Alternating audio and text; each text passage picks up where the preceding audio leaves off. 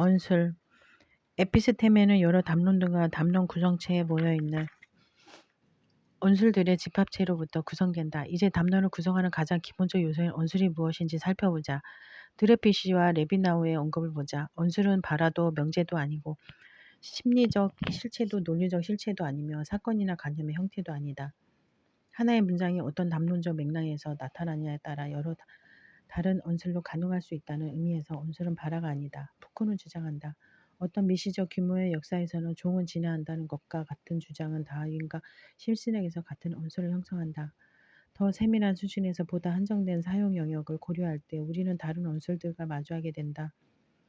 언술의 일관성, 언술 작용이라는 독특한 사건을 통한 언술의 보지, 형태의 동일성을 통한 언술의 반복은 언술이 놓여있는 사용 영역에서의 기능에 의해 구성된다. 푸코 1972년 드레피스와 레빈나우는 여러 다른 발화들이 비행기 승무원이 여러 언어로 동일한 안내를 할 때처럼 사실상 단일한 하나의 언술을 구성할 수 있다고 설명한다. 그들은 계속해서 지도들 역시 지리적 영역을 표상한다며 언술이 될 수 있고 심지어는 타자기 자판의 배열을 나타낸 그림도 자판의 문자들이 표준적으로 정렬된 상태를 보여주는 것이라면 언술이 될 수 있다. 고 말한다. 언술은 존설이나 존 오스틴에 의해서 설명된 언어행위와 매우 강한 유사성을 가진 것으로 보인다. 비록 언어행위 이론가들은 발화의 힘과 발화가 이해되는 행위되는 방식에 더 관심을 갖는다 할지라도 언술은 푸코에게는 어떤 제도적 힘을 가지며 그리하여 어떤 권위의 형태에 의해서 타당성을 부여받는 발화들이다. 이 발화들은 푸코에게는 진리에서 로서 분류된다. 진리를 공허하게 발화하는 것은 언제나 가능하다. 그러나 만일 말하는 순간마다 활성화되어야 하는 담론적 경찰의 규칙을 준수한다면 단지 진리에서 존재하는 것이 된다. 진리 주장의 특정 형태를 형성하고 그리고 지식으로 비춤받은 발화들과 텍스트들은 언술로 분류될 수 있다. 어떤 의미에서 언술은 진지한 언어 행위로 간주될 수 있을 것이다. 푸코의 고고학적 분석은 이러한 언술들의 생산과 질서화를 지배하는 지지체계, 더욱 중요한 것은 다른 언술들이 진리로 발화되고 그리하여 언술로 분류되는 것을 배제하는 체계에 관심을 갖는다. 담론들. 이 장에서 명확히 하고자 애썼던 것처럼 푸코의 작업에서는 전체로서의 담론과 언술의 집합체나 개별적 담론들 자체 간의 중요한 구분이 이루어져야 한다. 전체로서의 담론은 개별 담론들의 생산을 위한 규칙과 가정의 집합체이다. 하나의 담론은 어떤 제도화된 힘을 가진 것으로 인정받은 언술들의 집합체이다. 이것은 언술들이 개별자들이 행위하고 사유하는 방식에 깊은 영향을 미친다는 의미이다. 담론의 경계를 구성하는 것은 매우 불분명하다. 그러나 우리는 담론들이 동일한 힘을 갖는 언술들의 집합이라고 말할 수 있다. 즉 언술들은 어떤 제도의 압력, 기원이나 맥락의 유사성 때문에 또는 유사한 방식으로 작동한다는 이유로 함께 모여 있다. 예를 들어 19세기의 중산층 여성의 여성성에 대한 담론은 이질적인 언술들 로 구성된다.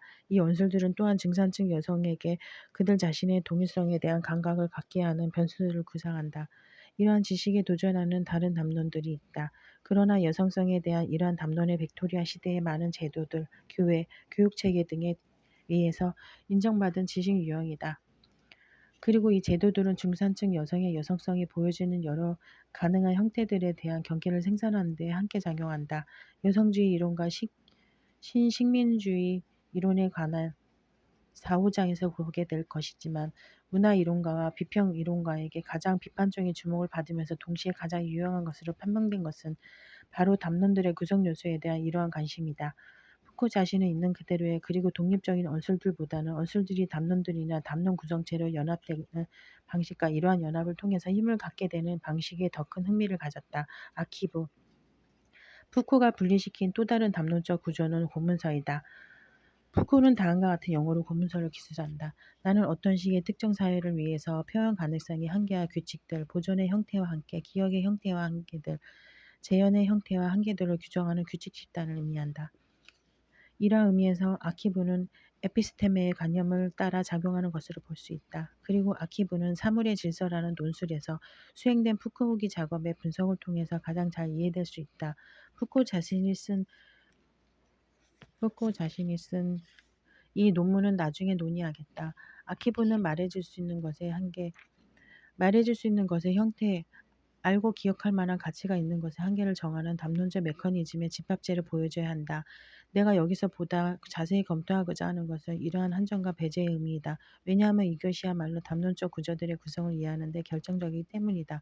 담론 내의 배제, 담론적 구조들이 우리가 말할 수 있는 것과 우리가 정당한 지식으로 간주할 수 있는 것을 정해주는 방식을 규정하고자 하는 시도에 잘 맞게 사물의 질서라는 푸코의 논문 또는 담론에 끼어드는 어려움, 말의 시작의 어려움을 논의한다. 사물의 질서는 꼴레주 드 프랑스라는 권위적인 제도에서 공개적으로 행한 강의 내용이었다. 꼴레주 드 프랑스에서 푸코는 1년에 한 번 공개 강의를 해야 했다.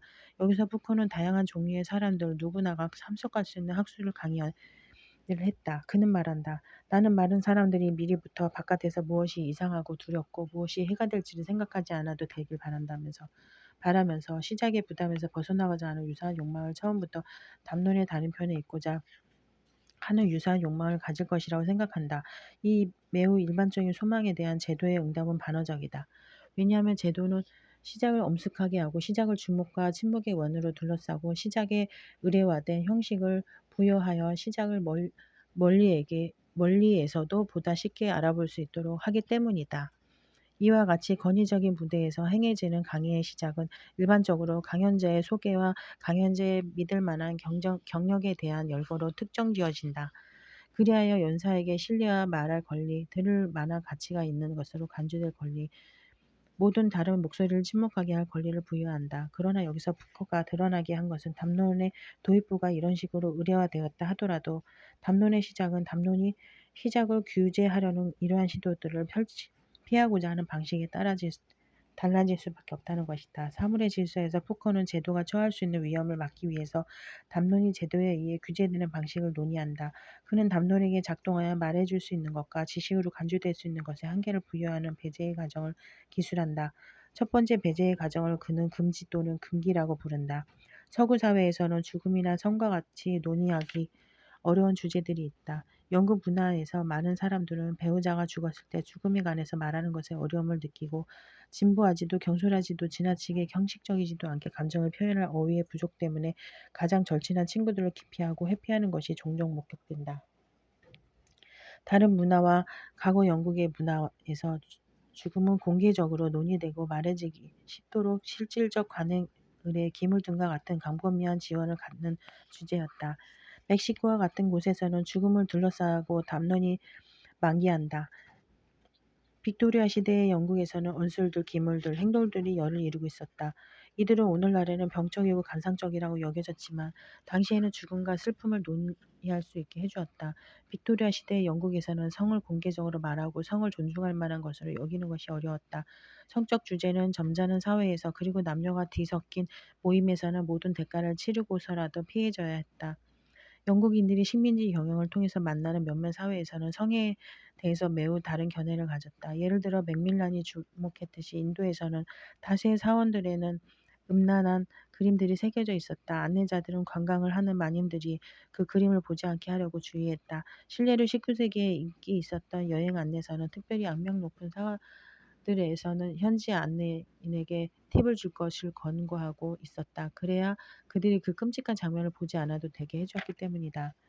이 주제를 이 주제들 자체에는 말하기 어렵게 만드는 것이 아무것도 없다. 그러나 영국 문화에서 특히 빅토리아 시대에는 이 주제들을 말하는 것이 어려웠다. 특정 시기에 특정 문화에서 보편적이 되는 것은 단지 제도적 담론적 한계일 따름이다. 한 주제가 일단 금기시되며 그 주제의 지위는 자명한 것으로 느껴지기 시작한다. 말해줄 수 있는 것의 두 번째 배제 작용은 정상이라고 여겨지지 않는 그리하여 합리적이라고 여겨지지 않는 사람들의 담론들을 중심에 두고 이루어진다. 푸코는 여러 담론, 역사적 시기에 광인의 말은 신적 통찰력의 수준에 이른 것으로 간주되었거나 완전히 무의미한 것으로 여겨졌다고 주장한다. 20세기 영국에서 예를 들어 정신분열증의 언어는 어떤 신뢰도 얻지 못한다. 그리하여 미친 것으로 보이는 사람이 말을 할 때는 아무도 주목하지 않는다. 그들이 권위 있는 사람들이 인정하지 않는 특별한 처치를 요구한다면 그 요구는 대체로 묵살된다. 그렇지만 의사나 사회복지사와 같은 이성적 사람들의 견해와 요구가 더 비중 있게 여겨질 것이다. 언슬로서 그리해야 담론적 틀의 일부로서 간주될 수 있는 것을 조성하는 배제 작용의 세 번째는 진리로 인식되는 지식과 거짓으로 인식되는 지식 간의 구분이다. 푸코는 이 구분의 역사를 펼쳐 보이기 위해서 먼저 6세기의 그리스에서는 언술의 내용은 진리가 되는데 아무런 보증이 못 되었다고 주장한다. 오히려 말해진 환경이 우선적인 중요성을 갖는다. 진리가 의례화된 효과적인 언술 행위로부터 발화 자체, 그 의미, 그 형식, 그 대상, 발화와 지시체와의 관계로 대체될 날이 올 것이다. 푸코는 이러한 전의를 진리의 의지라고 부른다. 이것은 삶의 주체에게 그리고 어떤 의미에서는 경험에 선행하여 어떤 하나의 위치, 시선, 기능을 부여한다. 서구 문화에서 일어난 이러한 전에는 레나드 데이비스에 의해서 잘 보여지고 있다. 그는 18세기의 사실과 허구, 진리와 거짓에 대해서 엄하지 않던 태도가 강박적이고 거의 법제화된 엄밀한 구분으로 변화했음을 보여준다. 뉴스, 즉 도덕적, 상징적 또는 보다 넓은 종교적 의의를 갖는 사건들의 표상보다는 주목할 만한 가치가 있는 사건들의 신속하게 하고 정확한 표상을 목적으로 하는 텍스트가 시작된 아래로 공공 영역 내에 진리와 허위 간의 구분이 굳어지기 시작했다.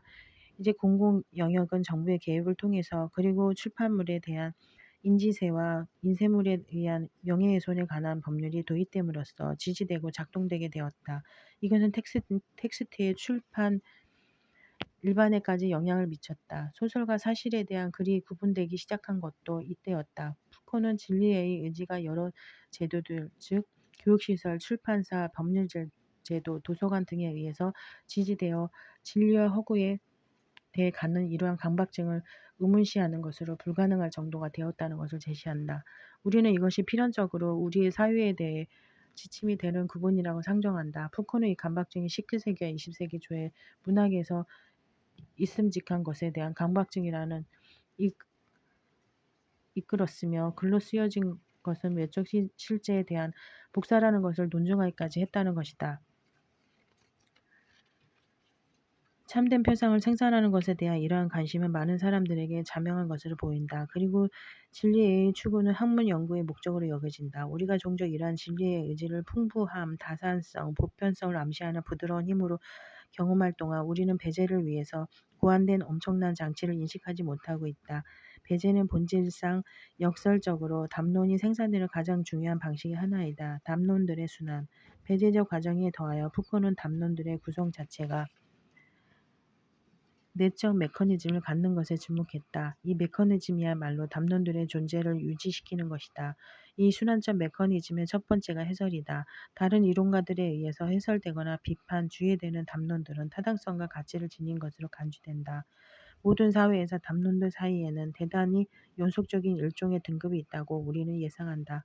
그래서 일상적인 시간의 의사소통에서 말해지는 담론들, 발음되자마자 사라지는 담론들을 형성하고 변형시키고 담론들에 대해서 말하고 있는 다수의 새로운 언어 행위들을 발생시키는 담론들, 즉 형성작용을 넘어서 형성작용 이상으로 끊임없이 말해지고 말해진 채로 남아있고 다시 말해지는 담론들이 있다고 여긴다.